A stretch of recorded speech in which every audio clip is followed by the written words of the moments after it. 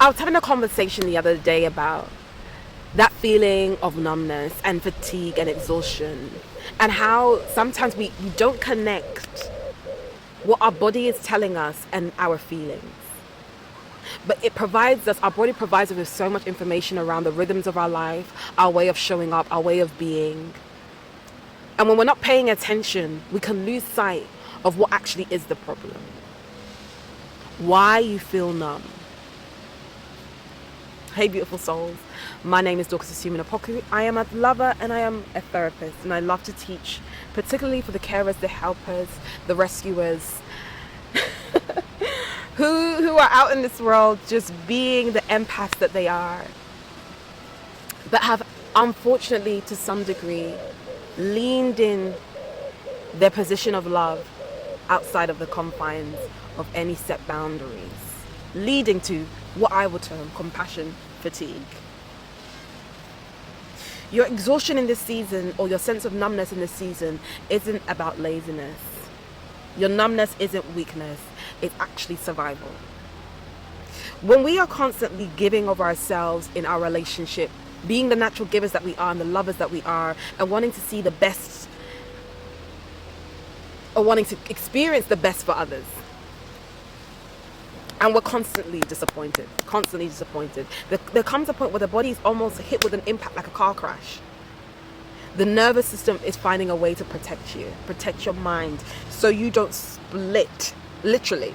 And one of the strongest tools that it uses is freezing, dissociating, disconnecting, and numbness.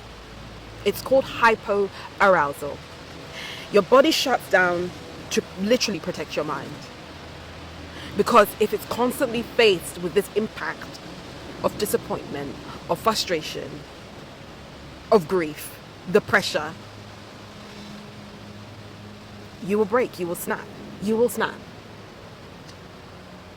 So you go into a period of just feeling like you can't feel anything anymore.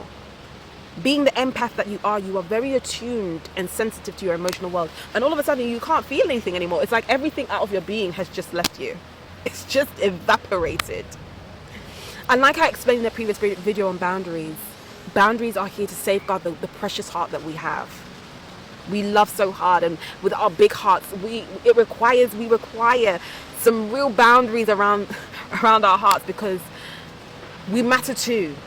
Our well-being, our sense of self, our rest, our peace matters too in our relationship. And if we don't create a level of spaciousness for ourselves in our relationships, we run on empty. It's like you become a zombie, constantly acting out of duty, but with no sense of presenteeism. You're just doing, to the point that you can't even do no more. You're experiencing burnout by overload, or even burnout by socializing because of your need, or the desire to be validated and approved, or to meet every single duty, relational duty. You're not creating breaks for yourself. You're not giving yourself the opportunity to rest. And now every act of love is becoming a seed of resentment as you dissipate in the relationship. And now the people that you've been given to no longer see you. You are merely what you do for them. They don't see you. They don't see your needs. They don't see your desires. And why would they? Because superheroes save the day. You're constantly saving the day. You just get it done. Not knowing that you have bills to pay, that you have pains and struggles, that you have frustrations. And sometimes they actually do have an awareness of it, and now they don't care, because what you've displayed to them, that it doesn't matter to you too. It's a codependent relationship. It enables, and it's dangerous. And now you're at the point whereby your superpower, your ability to love and give, has been literally pulled away from you. You've handed over that power. You didn't safeguard it, nor did you protect it, and now you're feeling numb. It's not the end, and we're going to get into ways in which we can begin to come into a place of restoring our capacity to love again, restoring our ability to love again, or restoring our sense of self, our energy, our hope. Let's talk about emotional efficacy. Emotional efficacy is about our ability to recognize and respond to our emotions in a helpful way. When we've gotten to the point where we're feeling numb, we're at a point where it's symptomatic. It is actually manifesting physically in our body. There are many steps before that. Our thoughts affect our emotions, affect our behavior. However, when it starts to enter into the body, there are many steps before that. So we haven't been paying cognizance of our emotional world, of our internal space. Many a times I do sit down and I'm like, to my own heart, how are you feeling today? What's going on for you, heart? Apple cider vinegar in there. Woo! What's going on for you, heart? You're feeling quite heavy today. What conversations did I have today that were a little bit heavy? And then I sit down with my heart and I recollect the material of the day so I can sense what is impacting me, the location where I feel this impact. Where was I? Who was I speaking to? To have an engagement with the spaces in which my relationships, to have a real sense or a gauge on when I feel emotionally hurt, distressed, excited, stimulated, energized, so that I can keep record. This is so I can keep record of when I feel safe, of when I feel rested, of when I feel at peace, and when I don't. And so when you have come to this place where you are physically so just emptied, I would suggest detaching from the systems, the people, the environments, for a period of time, temporarily, to just observe, to shut off the noise that drains you, and to observe what is depleting me here. Do I need to make adaptations in these relationships, in these environments, in these systems, so that I can comfortably and sustainably maintain these dynamics? Honestly, there is some relationships, when you sit down and you observe, you realize you're doing all the heavy lifting. There's no reciprocity. When you think about the relationship, honestly, objectively remove yourself out of constantly being, constantly doing in the relationship, and you sit back and you realize, wow, there's no reciprocity at all. Because relationships come in seasons. Some seasons you will have to be the one that is holding the fort, and that is perfectly fine. But the whole relationship cannot be premised on it being totally one-sided. You constantly being the giver and the other person constantly being the taker. And when you sit back and you observe, you might need to make adaptations or set new expectations in the relationship that need to be communicated so that you can be re-energized. There's a pouring into and there is a pouring out. Set some boundaries, and these can be flexible based on what you need. But there has to be a period of detachment from the system, the relationship, to be able to objectively make that a judgment call. And then we're going to go into mindful acceptance, right? So when you detach, what I want you to do for a period of time is to begin to become very acquainted with your emotional space. You're going to notice your emotions without trying to change the emotion. I'm feeling emptiness. You breathe through that emotion. So you literally breathe through it and you don't judge it.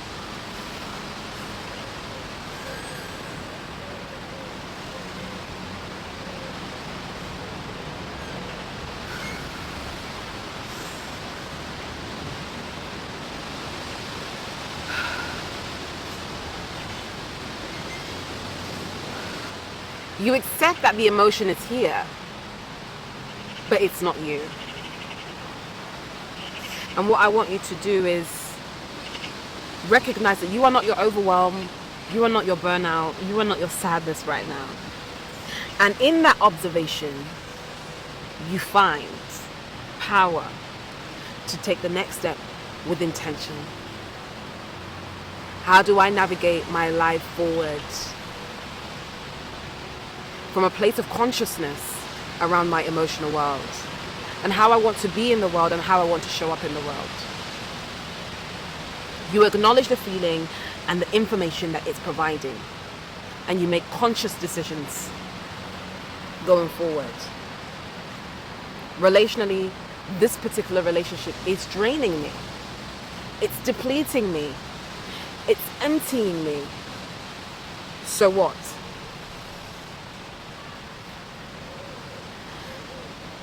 So I want to find a way that I can regain some energy. I entered into this relationship out of a shared interest due to some early life experiences that we went through together. But the seasons have changed. And so now the dynamic of the relationship has changed. Am I comfortable with this dynamic? Not so much. How do I communicate in this relationship, or how do I share my new expectation in love?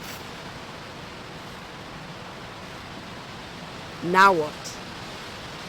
I'm going to book a heart-to-heart with said friend. Next thing, we go into plugging in to what fills you up. Once you've detached and you've gone through a series of mindful acceptance and emotional processing, it's not just about being numb and just lying down and wanting to shut up and be in the dark forever. It's about how do we re-energize ourselves again. Is it about finding meaningful work? Is it about maybe volunteering in a place where you feel as though the love and the sacrifice and the service that you're offering is really serving a purpose, and there's that reciprocal reward in this relationship? Is it about finding or shifting the dynamic of the relationship through setting boundaries or having a conversation, or by deciding that actually the nature of this relationship is not one that you want to continue pursuing any longer? Is it about finding something that a creative skill that you've always wanted to learn, that it's about time that you potentially give a go in this particular season? Is it about being in nature, my happy place? Do you need to engage in some movement so as to kick a pattern of honoring the body, kickstart the pattern, so as to kickstart the pattern of honoring the body, of recentering the power of the body, the temple that holds the spirit, that holds your soul? Is it about you may need a time of solitude, finding the time to just reconnect with your spirit man, spiritual connection. Prayer always for me is groundbreaking. The reconnection with God, the source of my life, always re-energizes me, because I'm humbled and I remember that I'm not living this life in my own strength. And so here's your gentle reminder, again and again and again, my healers, my carers, my helpers. We're going to pause, we're going to feel, and we're going to refeel and reconnect again. Don't forget to subscribe, don't forget to like, don't forget to share, and comment below on ways in which that you are reconnecting and pouring back into you.